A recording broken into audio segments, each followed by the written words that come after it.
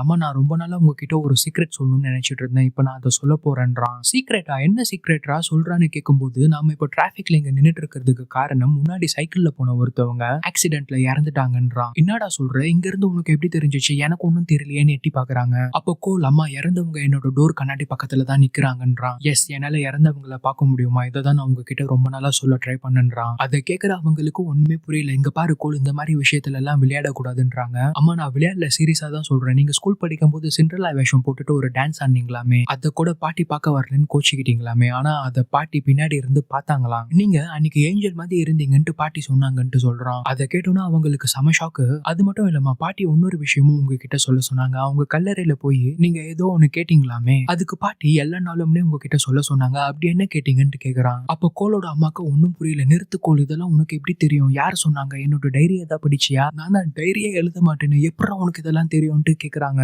அம்மா நீங்க பாட்டி கல்லறையில மனசுல நினைச்சது எனக்கு எப்படிமா தெரியும்? அப்ப என்ன கேட்டீங்கன்ட்டு சொல்லுங்கன்றான். நான் உன்னோட பாட்டி கிட்ட அவங்கள நான் என்னைக்காவது ப்ரௌடா ஃபீல் பண்ண வச்சிருக்கேனான்ட்டு கேட்டேன்டான்றாங்க. ஓ, அதுக்கு தான் பாட்டி எல்லா நாளும்னு சொல்ல சொல்லி சொன்னாங்களா? அப்ப சூப்பர் தான், எல்லா நாளுமே நீங்க பாட்டியை ப்ரௌடா ஃபீல் பண்ண வச்சிருக்கீங்களோ அப்படின்றான். அப்போ கோலோட அம்மா அவனை அழுதுட்டே கட்டி பிடிச்சிட்டு அவனுக்கு இப்படி ஒரு பவர் இருக்கிறத அக்செப்ட் பண்ணிக்கிறாங்க.